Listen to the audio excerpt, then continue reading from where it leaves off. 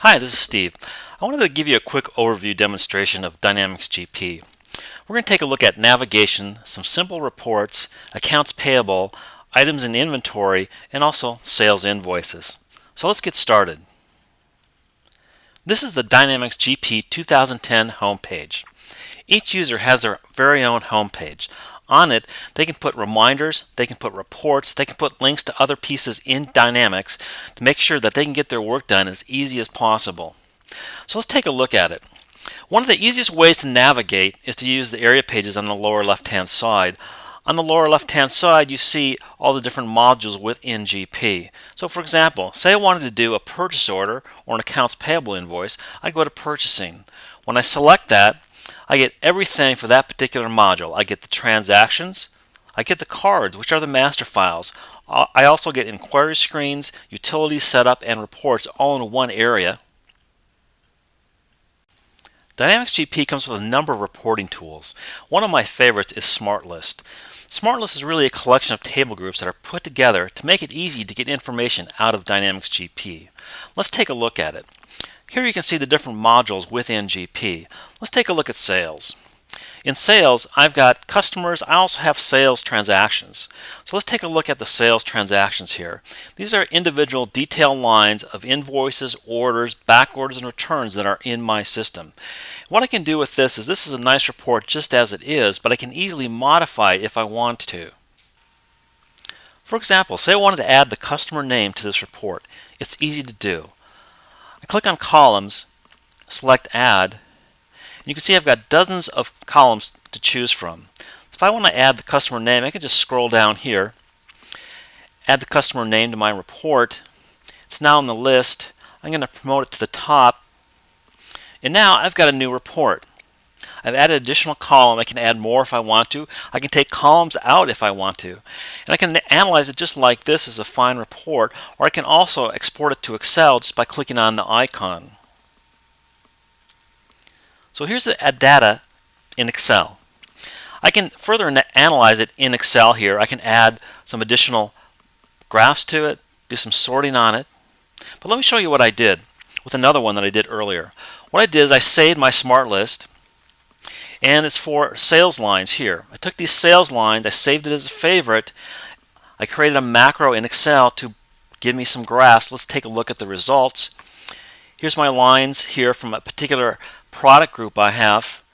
I'm going to go to Excel and go to the graph. It's going to dump that to Excel. It automatically does a pivot table for me and creates a graph. We have found that SmartList is probably the easiest tool to use within Dynamics GP to get information out quickly when you want it. Let's take a look at the Payables functionality within Dynamics GP. First of all, let's take a look at a vendor master file. That's contained under the cards area here. I'll click on vendor. It opens up the vendor maintenance screen. I can look up my particular vendor. Let's select this one right here. And here I've got all the information about this particular vendor. I can have as many addresses as I want to. I have some additional information that's available here for a particular vendor. I can fill that in. I also have an accounts area here where I have default accounts that are going to be used when this vendor is used within the system. You can see those accounts here. I've got a default account for purchases. I can have multiple accounts for purchases if I want to. If I click on this ellipse here, it shows me that I have 4 additional default accounts that might be used during data entry. So let's enter a transaction. I'm going to enter a vendor invoice. Brings up the Payables transaction entry screen here. Let me just enter some information about this invoice. I can put it in a batch if I wanted to, or I can post it online real time, which is what I'm going to do. I'll look up my vendor here. Here's the vendor. I'll select that. Let me put in the vendor's invoice number right here, and then some information about that particular invoice. This invoice is set to go automatically to Payables when I post it. We can look at the distributions by clicking on the distributions button here, and here you can see that the system has provided default GL accounts.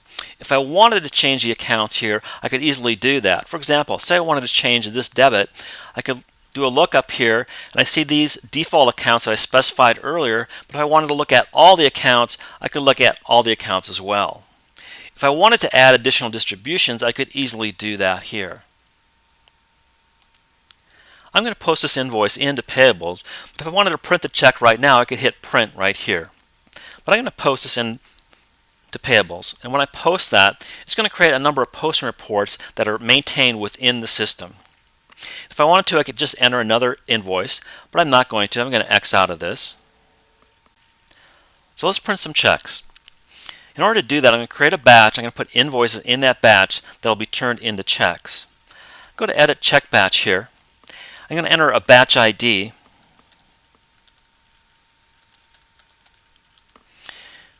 I'm going to add the batch. It's going to ask me which checkbook I want to write the checks from. I'll select that. Save that batch. When I tab off that, it's going to show me all the open invoices in my system. Let's select the vendor over here on the left hand side that we've been working with. It's going to show me all the open invoices for that particular vendor. I don't want to pay all of them now, so I'm going to unselect the ones I don't want to pay. And then when I'm ready to go, I can save this, I can come back to it, I can modify this batch if I want to, but once I have the batch ready to print checks, all I need to do is bring that batch up, hit print checks. I'll select the check format that I want. I'll use this one here, and then print the checks. Let's print them to the screen. And here's the check format right here. This would print out on check stock. And once I do that, I have the ability to post those checks here. I can also reprint them if I needed to, or void them. And that's a simple check printing process. I showed you a vendor, we entered an invoice for that vendor, and then included that invoice in a Payables check batch and printed the checks. Let's take a look at inventory. I'll go over to the inventory area page. Let's take a look at an item. It brings up the item maintenance screen. Let me type in an item number. And here's my items. All my items in inventory are going to have a particular type and evaluation method. And generally I will be tracking quantities for the items. These items can be used in purchasing and also in sales. And as transactions are processed in sales invoices, purchase order receipts, the inventory quantities are going to go up and down based on those transactions. From this window, I can store a lot of information about my items. I have an Options tab down here which gives me additional information about this particular item. I have 6 user-defined categories here that I can use to further define these items. I also have additional information on this page here where I can store photographs, I can store links to vendors, links to other sites right on this particular page.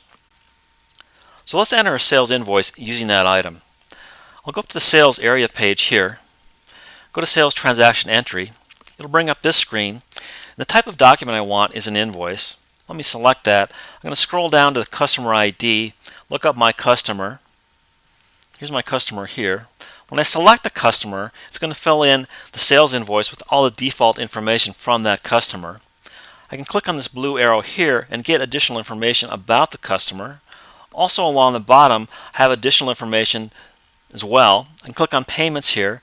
I get nice statistics about this particular customer. I've got a nice little aging over here on the left hand side, which gives me additional information. So this is the header information for this particular invoice. A customer can have as many addresses as you want. You can put that invoice or sales order into a batch. I'm going to leave this out of a batch so I can post it online real time. So this is my sales invoice header. Now I want to add a line item. So I'll just type in that line item right here. I can easily look it up if I wanted to, but I know what the item number is, so I'm just going to type it in. When I do that, it's going to go out to the pricing mechanism within inventory and give me a price for that particular item. Here you can see it's $8. I can scroll back and see this is the price list for that particular item. It's matching the item with the customer and giving me that price. If I wanted to, I could add additional items in this here, but I'm not going to. I'm just going to take a look at one item here. Let me drill back into the detail for this particular item. When I do that, you see all the default information that's defaulted in from the system. If I wanted to, I could change these dates to better reflect how this invoice is going to flow through my business. In sales invoices, I have the ability to have several user-defined fields. I also have user-defined holds. If I want to put credit holds on this or other process holds, I can do that in this screen here. Almost every transaction in GP is going to have a little link like this for distributions. This is going to show my default distributions that are generated from my system based on the customer, based on the item, and based on setups that I've done at the system level. If I wanted to change any of those, I could do that here. There's also a simple commissioning function within GP. I can use that, but it's very simple. So here's my completed invoice. So what I'm going to do is I'm going to post this online in real time, and when I do that, it's going to do a number of things. It's going to post this invoice to inventory. It's going to reduce the quantity of inventory for that particular item. It's also going to create accounts receivable entry in accounts receivable for this particular customer. It's going to create all the general journal entries having to do with the transaction and then post them into my system. So this was a quick look at how to enter a customer invoice in Dynamics GP. This was a quick demonstration of Dynamics GP.